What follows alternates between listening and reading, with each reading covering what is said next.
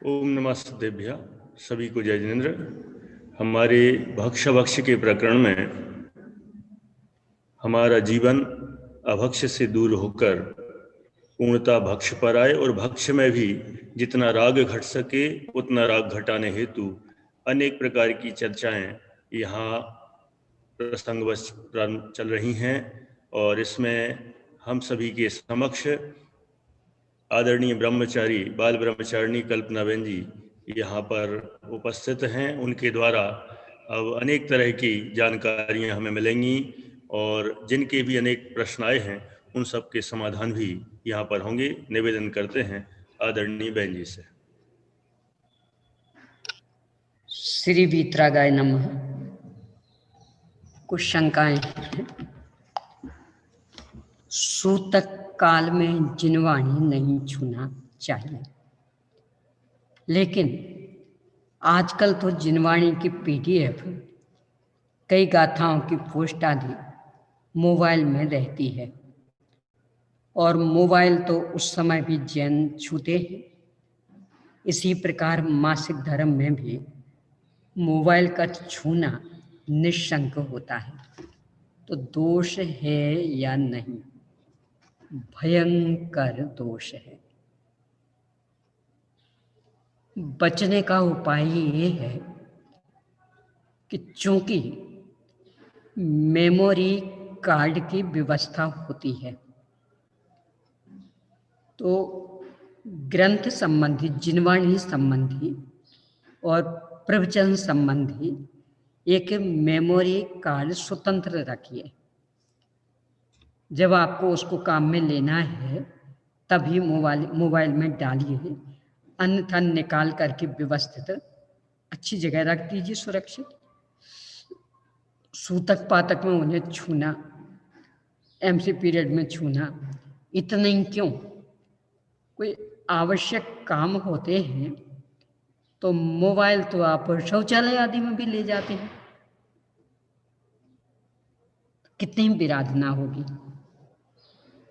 और भी गंदे हाथों से छूते रहते हैं, या भोजन करते करते भी छूते रहते हैं, क्योंकि बहुत ज़्यादा व्यस्तता वाले काम, आवश्यक काम, तो कहते हैं कि साहब कैसे इसको हटा सकते हैं, कभी भी किसी का भी समाचार आ सकता है, देखना पड़ता है।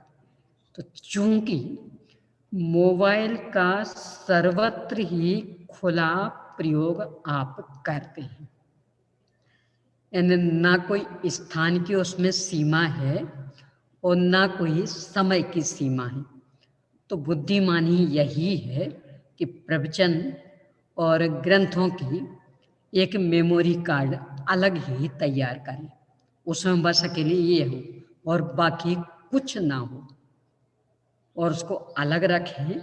जब उनको काम में लेना है तो मोबाइल में डाल लें, और जब काम हो गया तो मोबाइल से निकाल करके व्यवस्थित स्थान पर रख दें।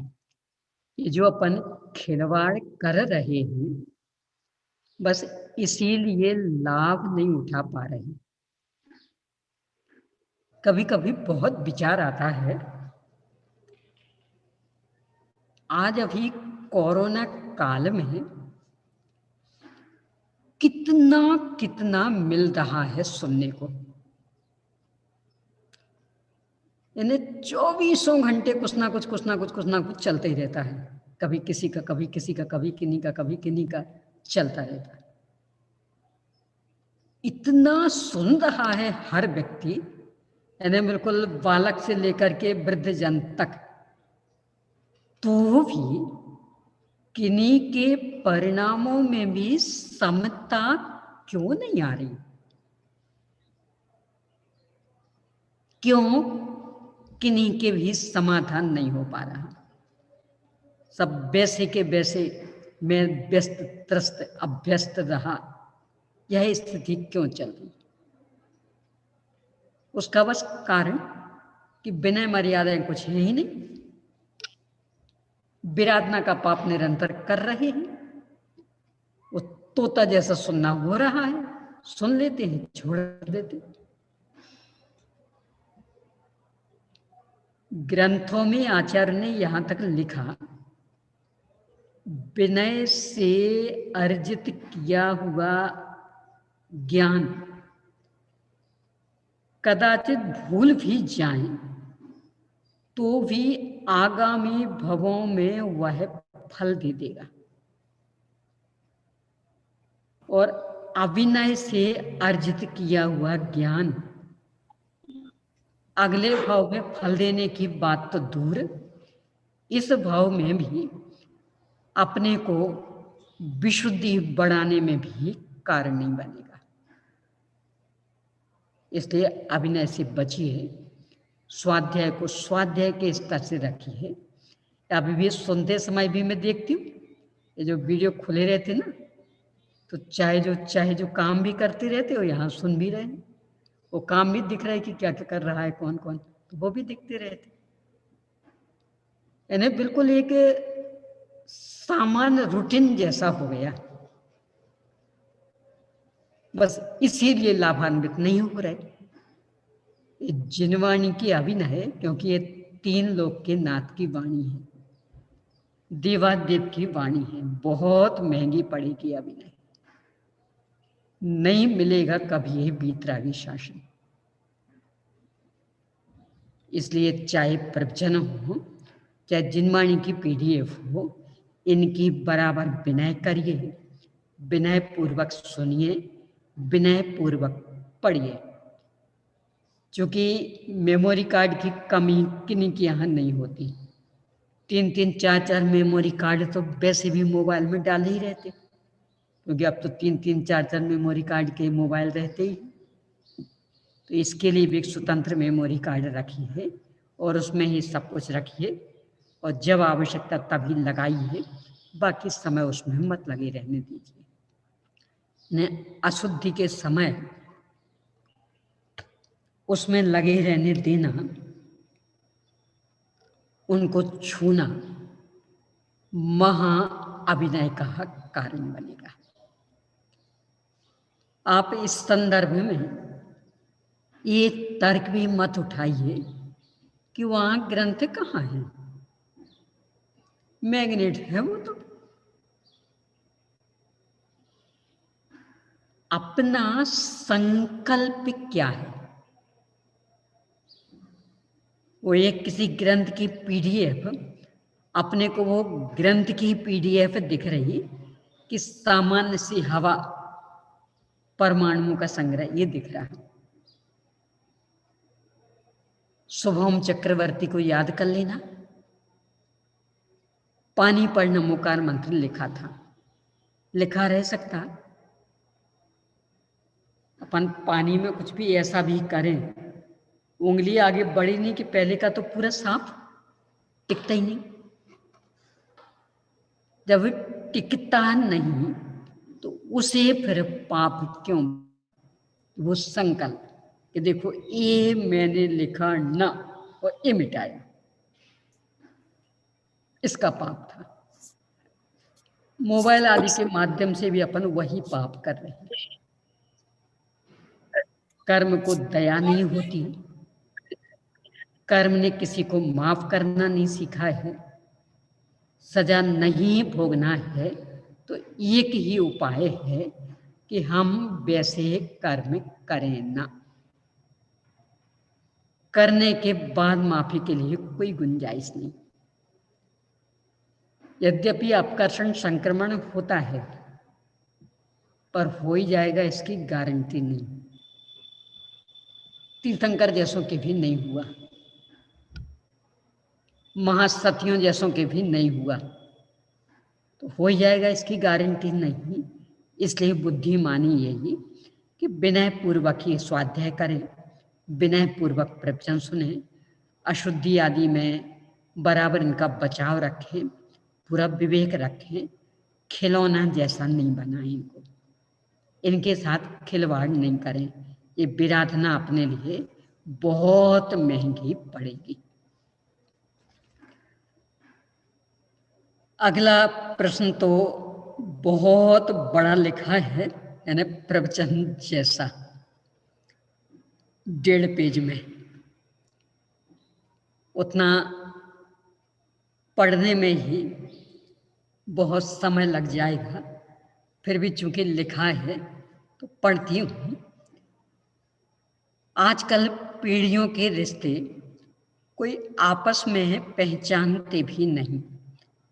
फिर पातक में दाह संस्कार आदि में अन्य नगर में रहने वाले रिश्तेदार तो शामिल भी नहीं होते। कभी तो स्थिति यह बनती है कि जिस व्यक्ति में पातक का पालन 10 दिन तक करते हैं, उसको कभी ना देखा ना परिचय हुआ, तो उसके मरण से कोई संवेदना नहीं जुड़ती। सूतक में तो जन्म को लोग खुशी का प्रसंग मानकर पातक की तरह थोड़ा भी शोक भी नहीं दिखाते, और इसमें भी कोई कलंक या प्रायश्चित वाली फीलिंग नहीं आती। जिनवाणी तो लोग वैसे ही आजकल छूना नहीं चाहते, तो उनको तो पूजा स्वाध्याय आदि से आगम की ओर से ही छूट मिल जाने से भोगों में और स्वच्छंदता से डूब जाते हैं वे। कोई रोकने वाला नहीं। पूरे परिवार में औपचारिकता शटावशक बंद होने से, और आजकल तो कोई किसी को संबोधन करे, 12 भावनादि सुनाए, वो तो नहीं होता। आपस में मिलकर विकथा और बढ़ जाती है। वैराग्य आदि के भावों का तो दूर दूर तक अता पता नहीं है। ऐसे में इस परंपरा का क्या औचित्य रहा। बच्चे तो पातक के नियम से और ज्यादा प्रसन्न हो जाते हैं कि अब कोई बंधन नहीं। इसमें जो धर्म रुचिवंत सदस्य हैं, वे इन विपरीत संयोगों से बचने के लिए स्वयं भी शास्त्र का अवलंबन नहीं ले पाते, तो स्वावलंबन का अभ्यास नहीं होने पर उनके दुर्ध्यान ही बढ़ता है। कोरोना काल में तो अब समाज वालों का मिलना, संबोधन करना आदि भी बंद हो गया। क्या करें? वास्तव में यह परंपरा क्या अनादि से है या देश काल के कारण इसकी उत्पत्ति हुई? रत्नकरण श्रावकाचार में भी इसका कोई उल्लेख नहीं है। प्रथमान युग में कहीं इसका विस्तार नहीं पड़ा कि इन दिनों में लोगों की जीवनचर्या कैसी होती थी या होनी चाहिए, इस बारे में बताइए।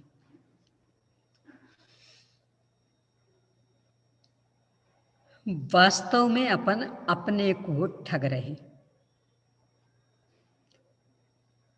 जितना जो भी इसमें लिखा, उन सबके कर्ता धर्ता अपन स्वयं है। ये सब किन्ने किया, इस पर विस्तार से मैं चर्चा करना चाहूंगी। पहले तो ये चर्चा कर लें तक इसमें आर्त ध्यान की बहुलता होती, और सूतक इसमें रौद्र ध्यान की बहुलता होती। तो जो इसमें लिखा कि सूतक में तो कोई शोक दिखाता ही नहीं, तो शोक क्यों दिखाएगा? उसमें तो रौद्र ध्यान होता। और देव शास्त्र गुरु की आराधना ना तो तीव्र आर्त ध्यान में की जाती है और ना तीव्र रौद्र ध्यान में। कृष्ण लेश्याओं में देवशास्त्र गुरु की आराधना मनुष्यों के संभव नहीं है। पीत पद्म शुक्ल लेश्या में संभव, तो पातक का प्रसंग आर्त ध्यान का प्रसंग, सूतक का प्रसंग रौद्र ध्यान का। रौद्र मतलब आनंद, आनंद। यानी बच्चे का जन्म हुआ तो माँ को बेटा मिला, दादी को पोता मिला, नानी को दोहिता मिला, मामा को भांजा मिला, तो सब खुश खुश खुश खुश रौद्र ध्यान मना रहे, कर रहे। तो रौद्र ध्यान भी तो आर्त ध्यान जैसा ही पापमय है, तीव्र संकलेशमय है। उसमें आत्माराधना कैसी होगी? एक बात। अब दूसरे, वास्तविकता ये है, यानी क्यों ये प्रावधान रखे गए, कि वास्तविकता ये है कि चूंकि ये घटनाएं लगभग अनायास घटती हैं। भले एक मोटा मोटा अंदाज अपने को रहता है कि भाई ये बहू गर्भवती है तो बच्चा होगा, ये व्यक्ति बहुत बीमार है, उम्र भी बहुत हो गई, तो लगभग अब जाएंगे। पर किस दिन, किस समय, ऐसा प्रॉपर तो अपन नहीं कह सकते, इसलिए उस तरह की कोई तैयारी भी नहीं कर सकते जो बिल्कुल एंड टाइम पे की जाती। तो वे तो तत्काल ही करनी पड़ती हैं। लोगों का आना जाना ये भी तत्काल ही होता, तो जिम्मेदारियां अधिक बढ़ जाती। उन जिम्मेदारियों का निर्वाह करते हुए अपन देवशास्त्र गुरु की आराधना करेंगे तो नियम से परिणामों में आकुलता रहेगी, स्थिर नहीं रहेंगे परिणाम। तो यहाँ अवर्णवाद होगा, विराधना होगी। विराधना ना हो इसके लिए व्यवस्था बनाइए कि इन दिनों आप इन कामों को बंद ही रखिए, ये जिम्मेदारी वाले काम हैं, आप इनको निपटाइए। तो ये तो उस व्यवस्था के अंतर्गत। अभी यहाँ जो लिखा कि आजकल चूंकि एकल परिवार, दूरियां बहुत बढ़ गई, परिचय नहीं रहा, तो व्यवस्थाएं तो सामूहिक बनती हैं। किसी एक को लेकर के व्यवस्था नहीं बनती है। नियम कानून सामूहिक होते हैं, किसी एक के लिए नहीं होती।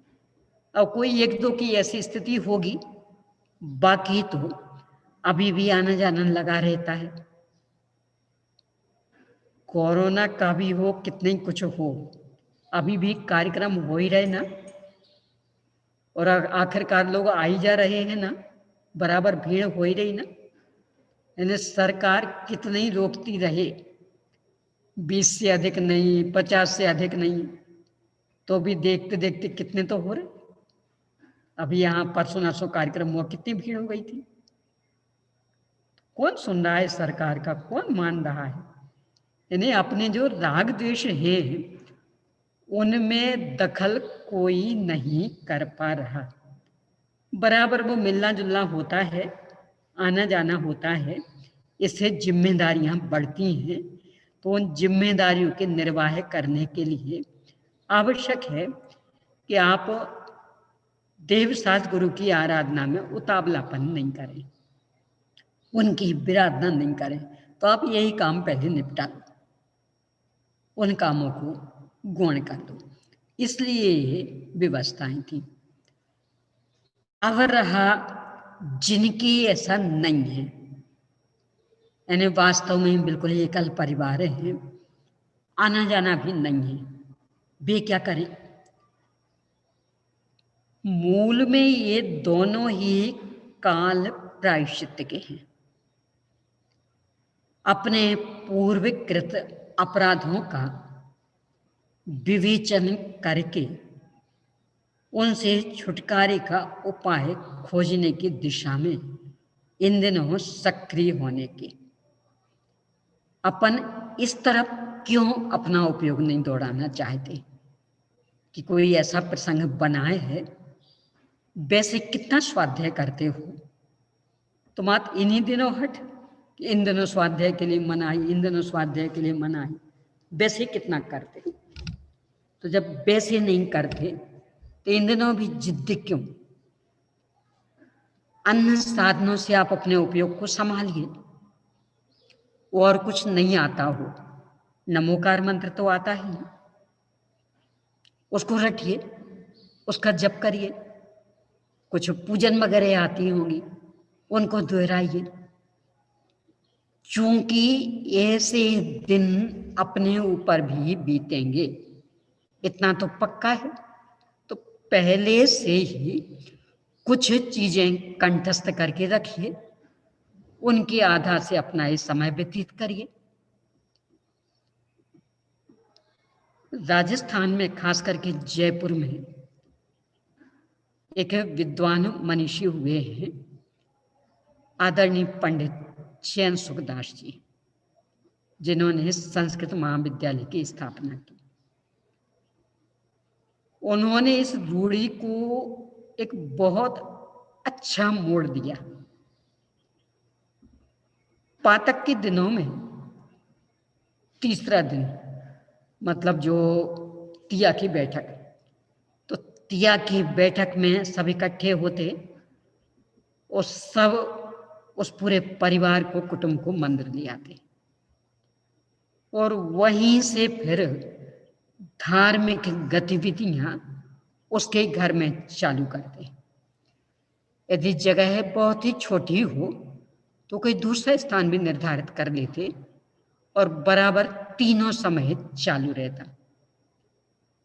सुबह 8 बजे से शुरू हो जाता 10 बजे तक। इसके बाद मात्र 2 घंटे का समय मिलेगा। फिर लगभग 12 बजे विद्वानों की टीम आ जाएगी। ठंड के दिनों में लगभग 4 बजे तक, गर्मी के दिनों में 5, सवा 5 बजे तक कार्यक्रम चलाएंगे। भक्ति, स्तुति, प्रवचन, कक्षा, इन्हें विविध रूपों में पूरी टीमें रहती थी विद्वानों की, तो उनके कार्यक्रम चलेंगे। फिर शाम को मुश्किल से 1.5 या 2 घंटे का समय देंगे और फिर संध्या काल होते होते आ जाएंगे और रात के 10 बजे तक पुनः कार्यक्रम चलेगा। अभी भी कई जगह ये पद्धति है। तो अपन स्वयं ही छूने की जिद क्यों कर रहे? स्वयं छुएंगे कितना पढ़ेंगे? इस तरह के सामूहिक कार्यक्रम रखिए, जो भी नाते रिश्तेदार आए होंगे उन्हें भी लाभ मिलेगा, घर के व्यक्तियों को भी लाभ मिलेगा। सबको बैठना उसमें अनिवार्य रहता, अपने आप ही विकथाओं से बच जाएंगे, व्यर्थ की गप्पा गोष्ठी से बच जाएंगे और इस दिशा में सक्रिय रहेंगे तो अन्य भी संस्कारित होंगे। रही बच्चों की बात, तो बच्चों को संस्कार तो आप लोग दे रहे ना। जब आप लोग अन्य अन्य चीजें सिखाते, कैसे खाना, कैसे पीना, क्या खाना, क्या पीना, कैसे पहनना, कैसे ओढ़ना, तो ये नहीं सिखा सकते कि बेटा ये पातक का समय, इसका मतलब इन दिनों ये नहीं करना और अपने को ये खेलना नहीं है, टीवी नहीं देखना है, गप्पे नहीं करना, बस ये करना है। देखो वहाँ ये हो रहा, वहाँ बैठना है अपने को। बेटा इस सूतक का दिन, अपने को 10 दिन और कुछ नहीं करना, तो ये जो चल रहा है यहाँ ही करना है। तो बच्चे स्वच्छंद कैसे होंगे? मात्र ये सोच के कि अब कोई बंधन नहीं, तो प्रसन्न क्यों होंगे? आप गाइड करिए उनको, अन्य कामों में गाइड करते ही हैं, तो इसमें क्यों उनको स्वतंत्र छोड़ना चाहते? वास्तविकता यह है कि आप अपनी जिम्मेदारी निभाना नहीं चाहते हैं और दूसरों पर दोषारोपण करना। बच्चे ऐसे हो जाएंगे, बच्चे वैसे हो जाएंगे, तो अन्य क्षेत्रों में भी तो होते हैं, उन्हें आप ही तो गाइड करते हो, तो इस क्षेत्र में गाइड क्यों नहीं करना? इस क्षेत्र में उन्हें समझाइए, बराबर उनको खेलने के लिए पूरा मना करिए।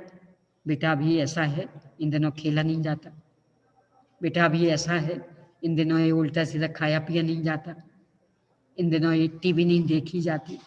तो आप गाइड करिए, उन्हें भी उसका महत्व तो ख्याल में आएगा कि संसार बढ़ाने का ये प्रतिफल, तो वे भी प्रायश्चित की ओर झुकेंगे। और कुछ नहीं होता हो तो नमोकार मंत्र के पाठ करिए, उसकी धुन लगाइए, जो मौखिक याद है उसको पढ़िए। स्वयं अपनी विचारधारा बदलिए।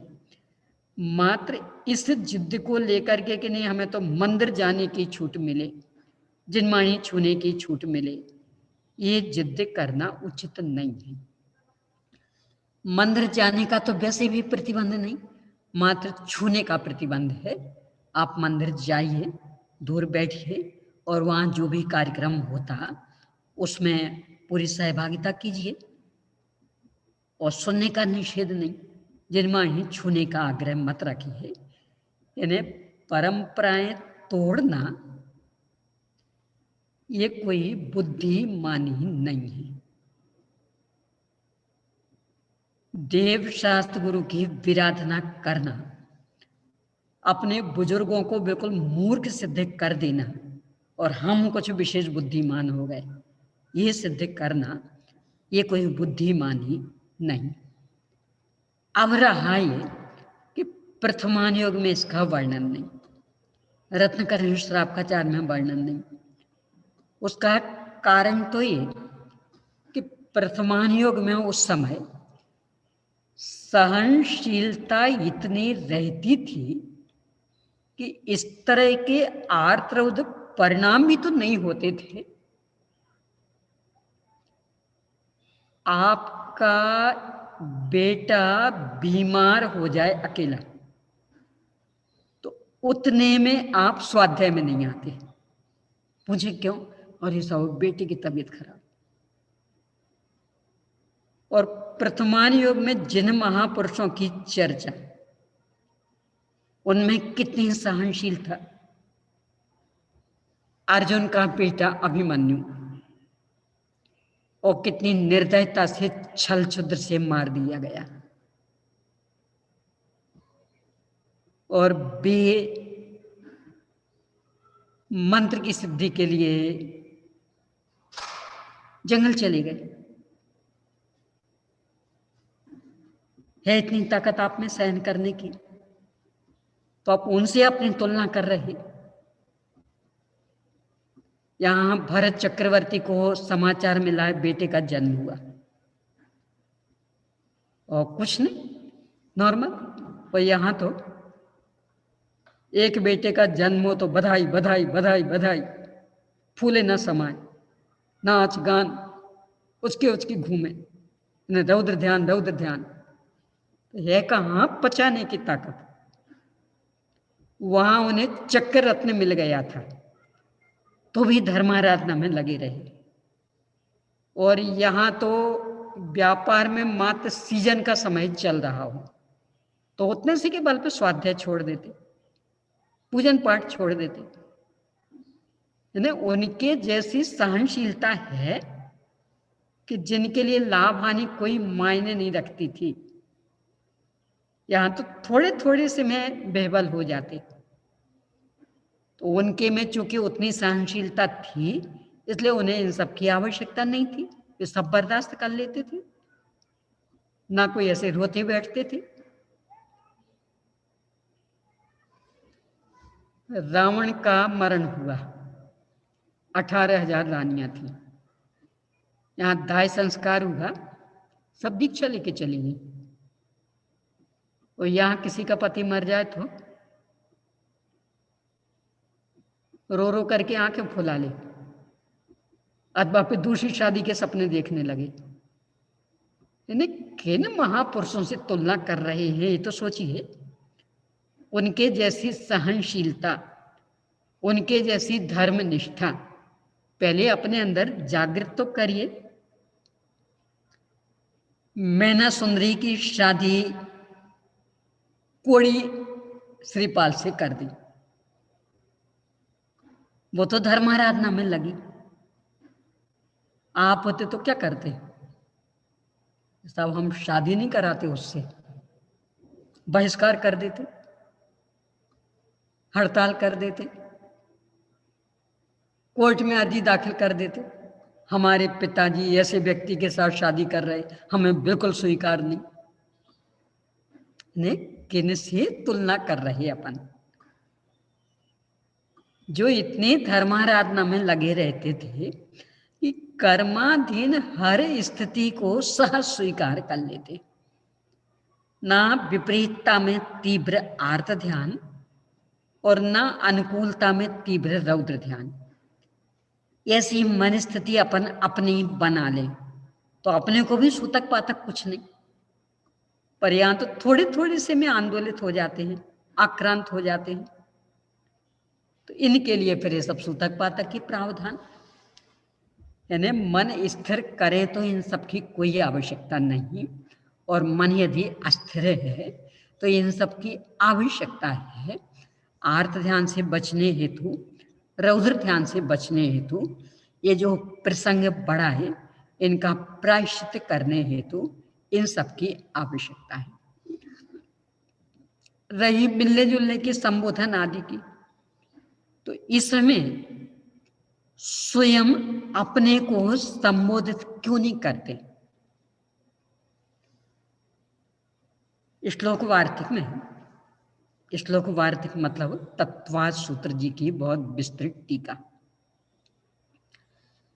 9वें अध्याय में जो स्वाध्याय के क्रम की चर्चा है तत्वाद सूत्र जी में, वाचना प्रच्छानुप्रेक्षामनाय धर्मोपदेशा, इसके विश्लेषण में आचार्य विद्यानंद स्वामी धर्मोपदेश का जो विश्लेषण करते बहुत गजब का।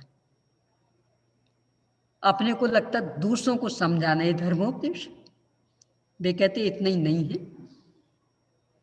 स्वयं को संबोधित करना ये भी धर्मोपदेश है। यानी जैसे हम दूसरे को समझा रहे कि देखो दवाइयाँ कुछ काम नहीं आएंगी,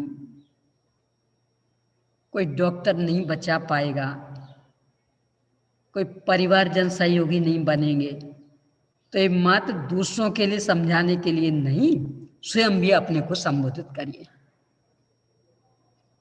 इसके लिए है ये सब।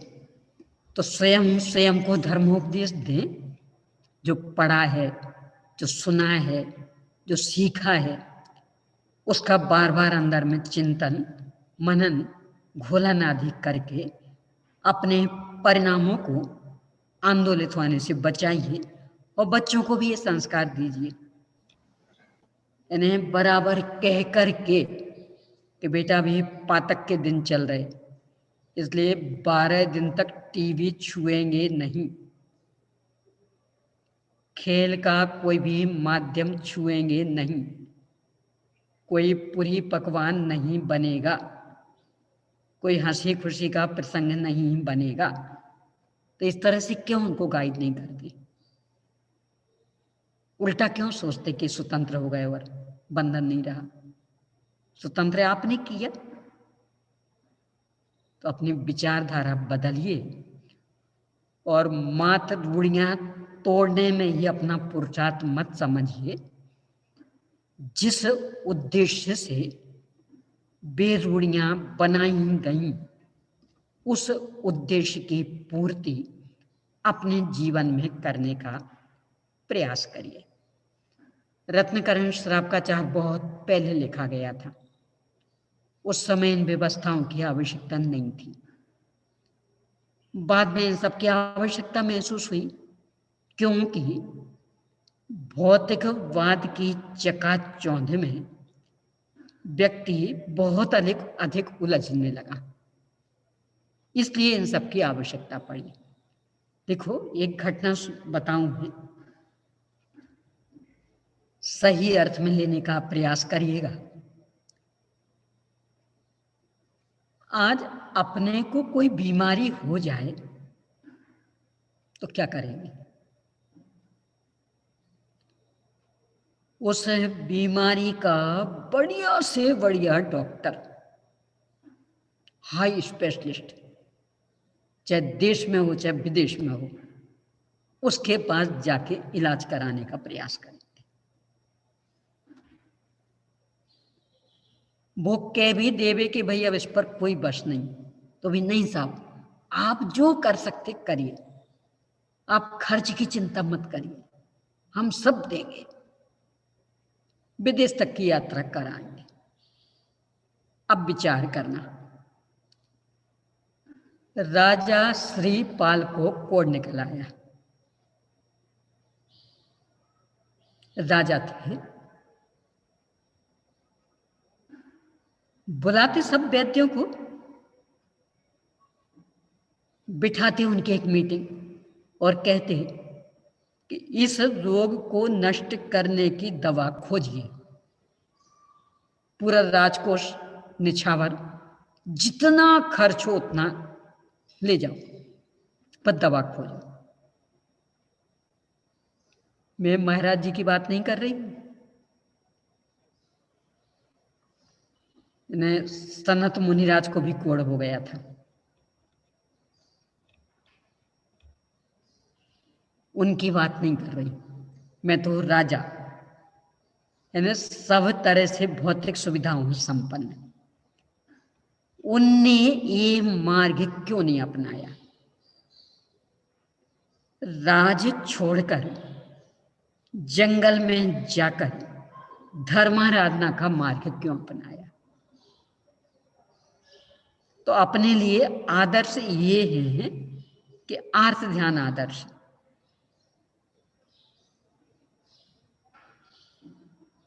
सनत कुमार चक्रवर्ती का भी ले लें। जब पता लगा तो दीक्षा ले लेना ये बुद्धिमानी थी कि वैद्यों को बुला करके इलाज कराना ये बुद्धिमानी थी? बोलो अपनी दृष्टि में बुद्धिमान कौन? यानी पता लग जाए कि अमुक बीमारी हो गई तो बस ध्यानस्थ हो जाऊं, घर छोड़ के निकल जाऊं, ये बुद्धिमानी? कि डॉक्टरों के चक्कर काटूं? लोक में किसे बुद्धिमान कहते? उनने ये मार्ग क्यों नहीं अपनाया? चक्रवर्ती थे, कोई कमी तो थी नहीं। लगा देते सैकड़ों हजारों वैद्यों को, वो कहते दवा खोजो। यानी अपन अपनी तुलना किन से कर रहे हैं ये विवेक भी अपन नहीं रख पा रहे। अपने लिए आदर्श ये है कि इतनी हर तरह से साधन सामग्री के बीच भी उन्होंने उन बीमारियों का कोई उपाय नहीं खोजा। चूंकि कर्म के उदय से हुई है तो कर्म के अभाव में जाएगी, तो कर्म के अभाव के लिए प्रयास करने की दिशा में सक्रिय हुई। ये उसका प्रायश्चित था। अपन उसको और बढ़ाना चाहते, प्रायश्चित तो लेना नहीं चाहते। या अर्थ ध्यान करने बैठ जाएंगे या रौद्र ध्यान करने बैठ जाएंगे। तो इन सब उदाहरणों से सबक लीजिए। जिस मन स्थिति में अपन आ गए हैं, यानी भौतिकवाद की चकाचौंध के कारण आज अपनी मानसिक स्थिति असंतुलित है। थोड़ा सा भी अनुकूल प्रतिकूल बर्दाश्त नहीं कर पाते। थोड़ी सी भी अनुकूलता में खुश खुश खुश रौद्र ध्यान, और थोड़ी सी भी प्रतिकूलता में बिल्कुल दीनहीन आर्त ध्यान। ऐसी ही मन स्थिति वालों के लिए इस सूतक पातक को स्वीकार करना अत्यंत अनिवार्य। और जब मानसिक स्थिति दृढ़ हो जाए, आपके लिए अनुकूलता प्रतिकूलता कुछ मायने नहीं रखे, सब सहज ज्ञान के गेह बन के रह जाएं, यानी कुछ भी उपलब्धि बिल्कुल नगण्य और कुछ भी अनुपलब्धि लगी क्या होगा इसमें, हमारा क्या गया, तो वो भी नगण्य लगने लगे, तब फिर सूतक पातक के प्रसंग आपके लिए लागू नहीं पड़ेंगे। इस दृष्टि से सोचिए। अनावश्यक रूढ़ियों को तोड़ने की दिशा में प्रयास मत करिए। सुनने समझने के लिए भले आज मिलना जुलना नहीं हो रहा, तथापि चालू तो कितना है, तो सुनने का निषेध तो है नहीं। जिनवाणी छूने का निषेध है तो आप छूइए मत, सुनने का निषेध नहीं। घर में और भी जो व्यक्ति रहते कि जिन्हें सूतक नहीं है, मान लो कर्मचारी वर्ग हैं और भी कोई ऐसे, तो उनसे लगवा लीजिए और सुनते रहिए प्रवचन आदि। जिनवाणी छूने के संदर्भ में बहुत गंभीर रहिए। क्या सूतक और मासिक धर्म में प्रवचन आदि सुन सकते हैं? स्यादवाद है इसमें। स्वयं जानबूझ करके नहीं सुनना, पर यदि सुनाई दे रहा है तो कान को बंद करने की भी आवश्यकता नहीं। यानी कहीं चल रहा, घर ही छोटे छोटे हैं, घर में सब तरह के सदस्य हैं, कोई लगा रहे हैं, चल रहा है वो, तो जबरदस्ती कान में उंगली डाल के बैठने की भी आवश्यकता नहीं है। सुनाई दे रहा, कोई बात नहीं, पर नहीं सुनाई दे रहा तो अलग से सुनने के लिए जाना, ये भी कोई बुद्धिमानी नहीं है। आपने उन लेखों को पढ़ा होगा, यानी ये पीरियड अत्यंत विषाक्त परमाणुओं को फैलाने में सक्षम पीरियड, आपका आना जाना लोगों को कितने खतरों में डाल सकता है। इसलिए अपने स्थान से अधिक यहाँ वहाँ आने जाने का प्रयास मत करिए। कोई एक स्थान निर्धारित करके 3 दिन का समय वहाँ बिताइए, और वहाँ ही यदि कदाचित कहीं से आवाज आती है और सुनने में आ जाता है तो जबरदस्ती कान बंद करने की आवश्यकता नहीं, पर वहाँ से हटने की भी आवश्यकता नहीं है सुनने के लिए। आपको जो कंठस्थ है मन ही मन उसको रटिए, और कुछ नहीं तो नमोकार मंत्र जपते रहिए, 3 दिन का ही तो समय। और बाकी समयों में इतनी चीजें याद कर लीजिए कि जिससे इन सब अवलंबनों के बिना अपना समय बीत जाए। क्योंकि ये बाहर का पढ़ना सुनना तो एक ना एक दिन बंद अपने आप होना है, नहीं चाहोगे तो भी। आंखें कितने काम देंगी, कान कितने दिन काम देंगे, तो ये तो दशा आनी है।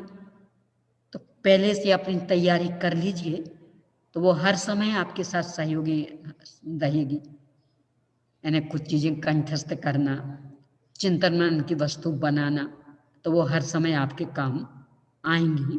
उसका सहारा लेकर के अपना समय बिताइए। स्वावलंबन का अभ्यास करने का ये सारा समय, इसको अनावश्यक परावलंबन में व्यतीत करने का प्रयास मत करिए। यानी एक मौका मिला है स्वावलंबन लेने का, तो उस दिशा में अभ्यास करिए। कि सब नहीं ले पाते, तो नहीं ले पाते ये तो अनभ्यास है ना। अभ्यास करेंगे तो ले पाएंगे।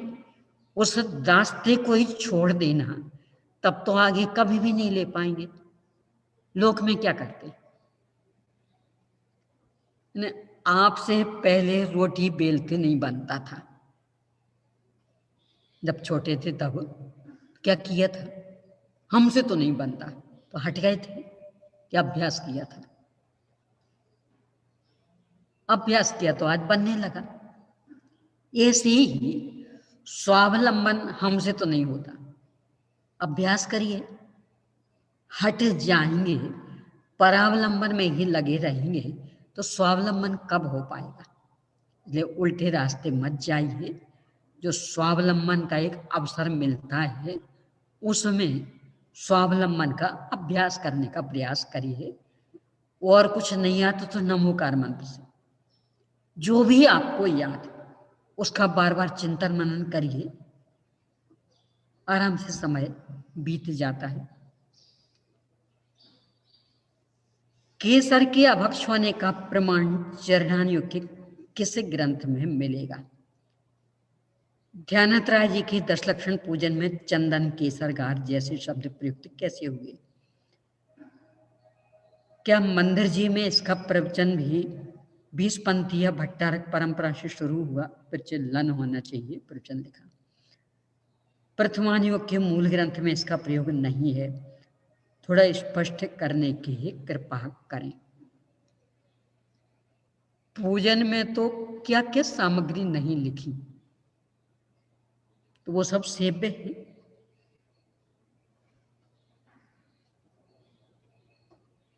अक्षत के में, नैवेद्य के में क्या क्या लिखा, फलों के में क्या क्या लिखा। यानी पूजनों में लिखा है इसलिए स्वीकार करने योग्य हैं, ये तर्क पूर्णतया अनुचित। क्यों? क्योंकि ये पूजन स्थापना निक्षेप से होती है। कंचन मणिमय भृंगार तीरथ नीर भरा, लाओ कंचन मणिमय भृंगार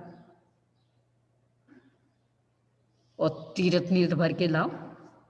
हिमाचल की धार मुनिचित सम शीतल सुरभि, लाओ भर के।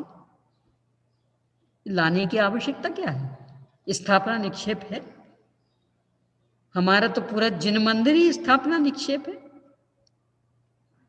मंदिर को हमने समोषण का प्रतीक माना,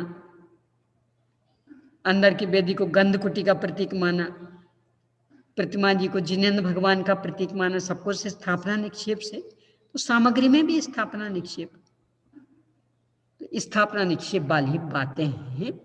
इसलिए वहां का उल्लेख करके हम काम में ले सकते हैं, ऐसा अर्थ निकालना पूर्णतया अनुचित। और ऐसा अर्थ निकालेंगे इसका तो अंत कहीं है ही नहीं, क्योंकि वहां तो क्या क्या नहीं लिखा।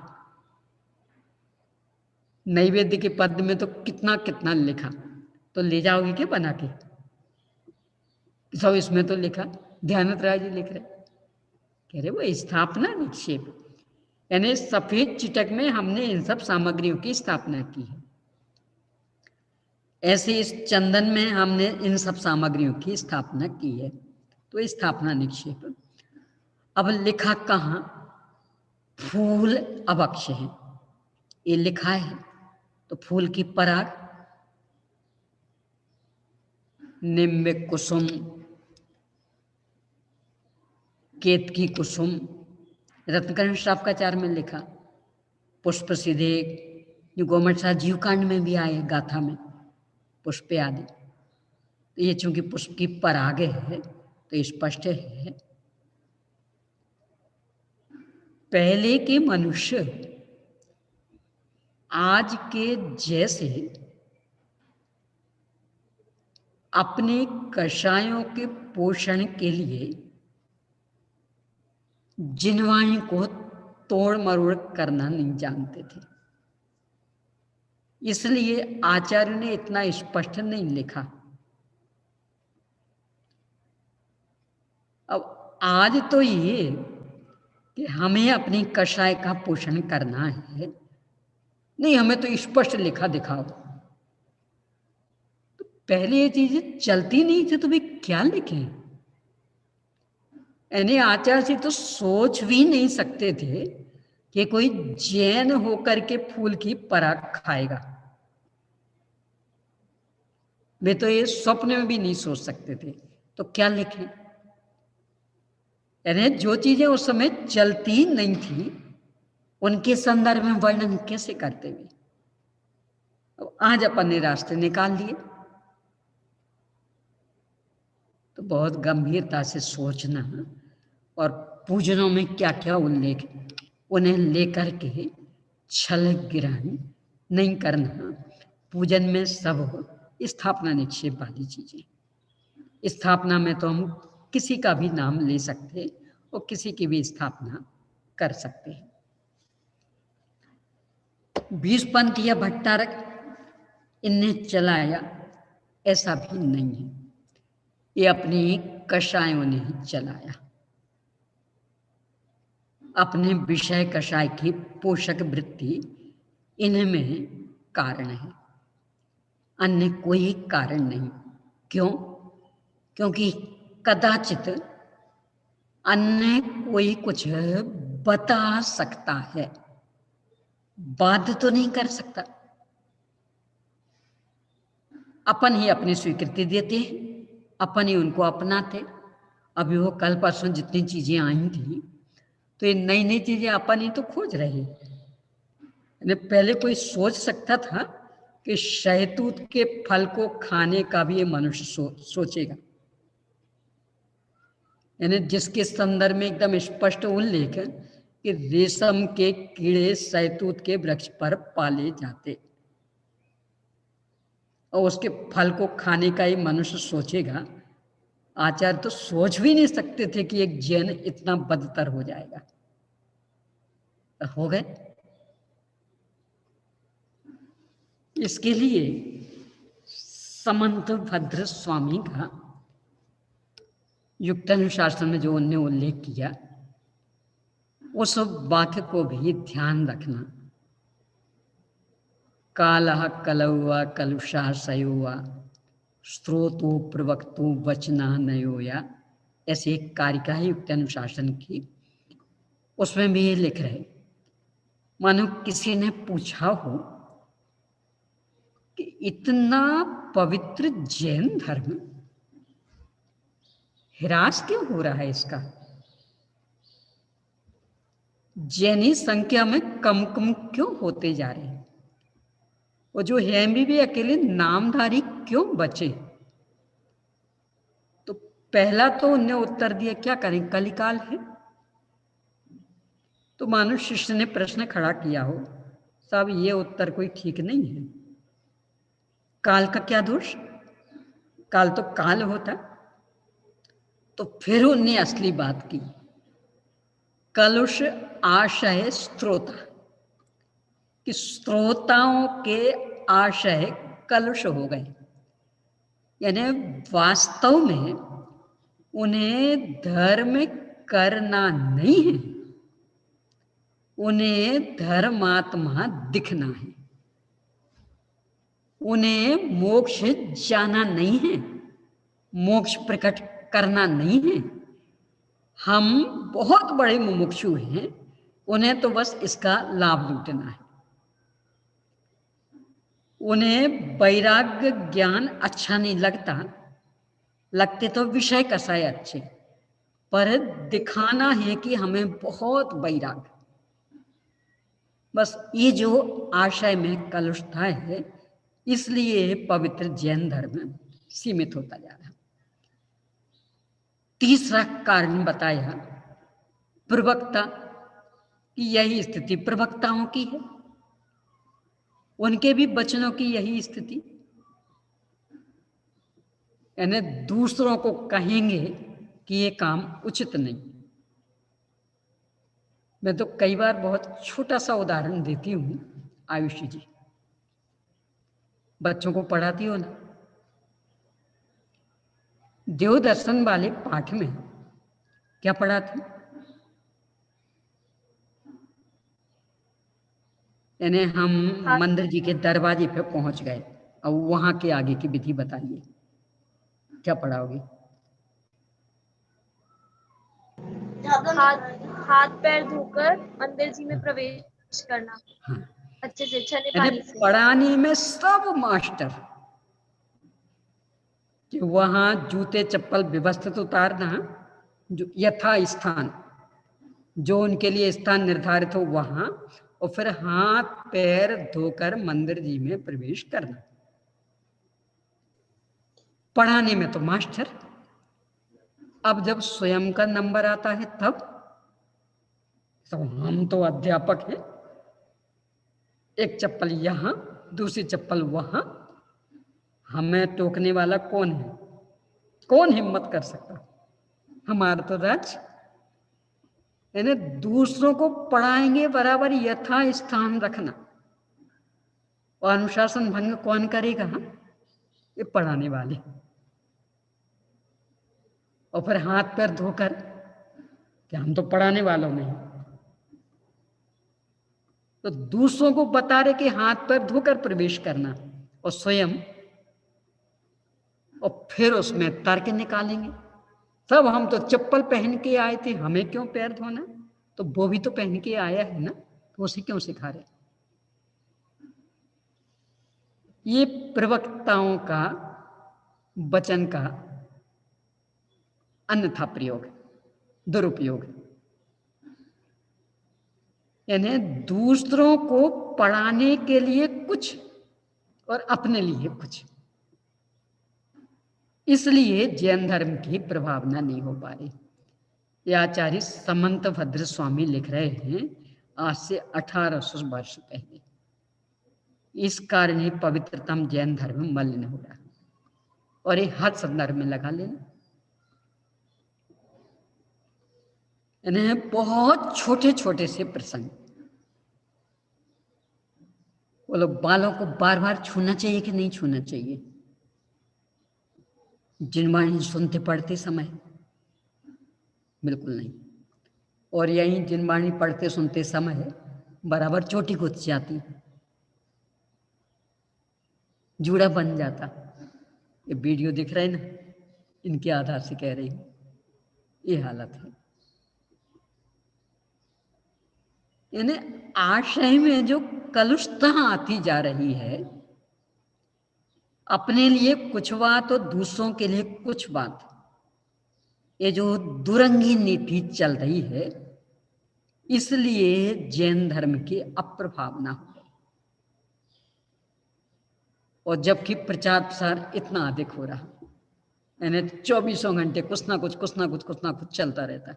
कहीं भक्ति तो कहीं पूजन तो कहीं प्रवचन तो कहीं कक्षा कहीं कुछ, और फिर भी सब कोरे के कोरे।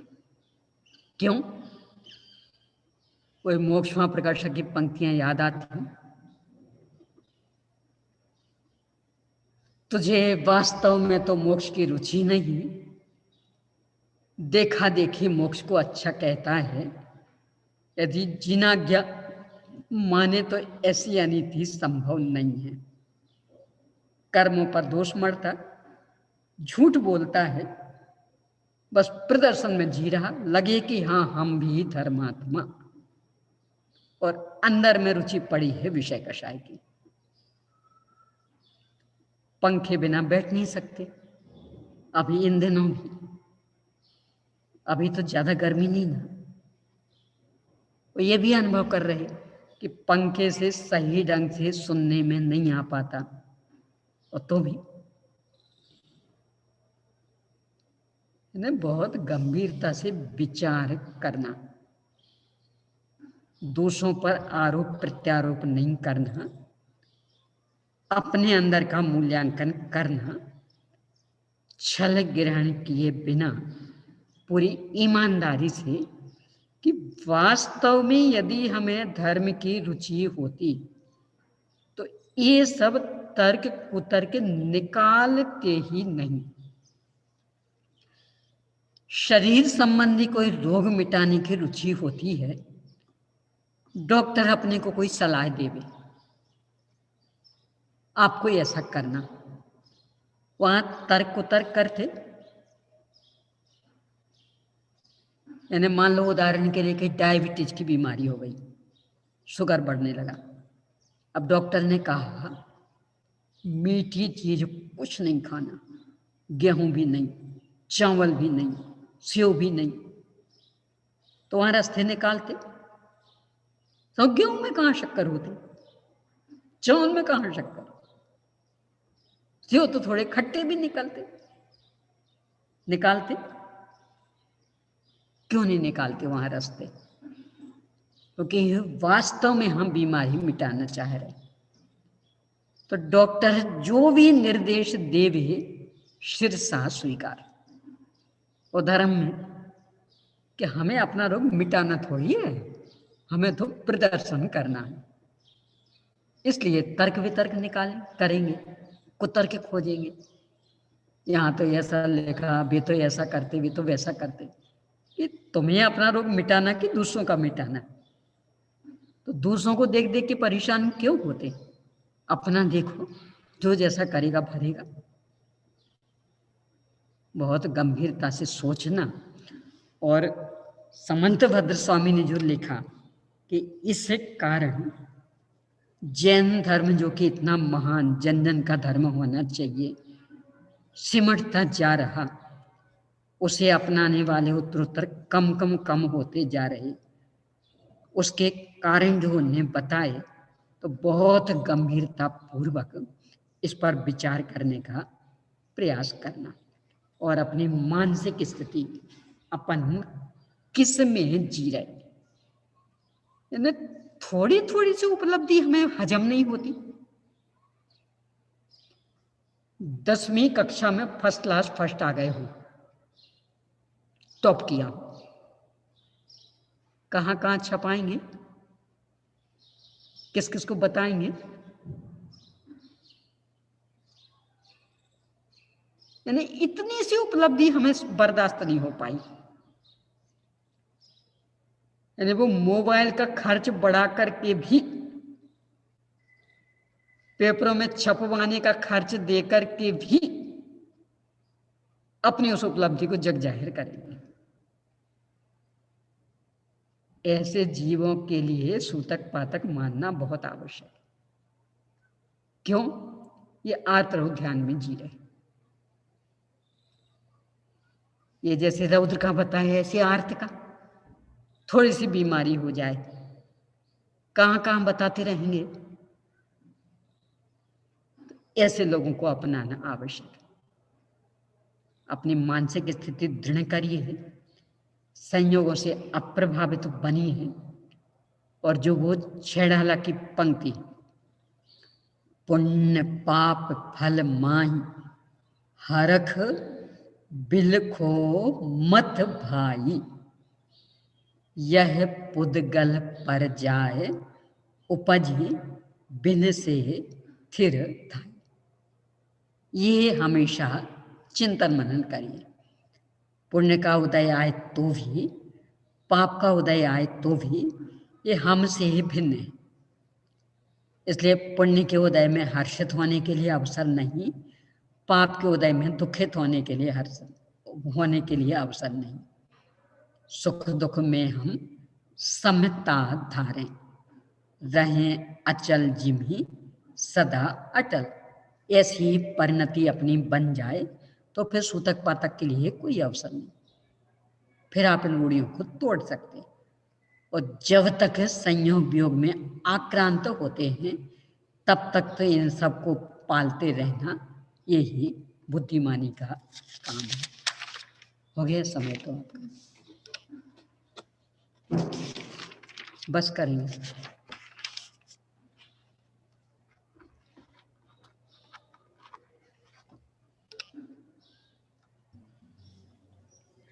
हाँ जी, आज हमने पुनः आदरणीय बहन जी के द्वारा सूतक पातक से संबंधित अनेक जानकारियां प्राप्त की हैं।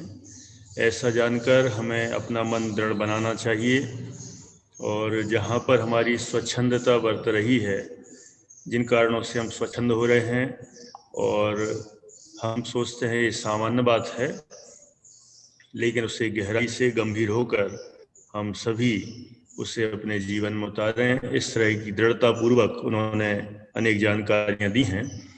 ऐसा जानकर हम सभी इनका पालन करें। इस उद्देश्य से और इस भावना के साथ यहाँ पर विराम ले रहे हैं। अभी 2 दिन और शेष हैं। इसी से संबंधित या अन्य कोई विषय जो अपने चरणानुयोग से संबंधित अन्य कोई भी प्रश्न हो गए। हाँ जी,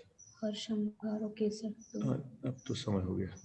तो और भी जो प्रश्न अभी भी आया है एक, इसके अलावा और भी जो प्रश्न आएंगे तो सभी उनके सबके समाधान हो जाएंगे।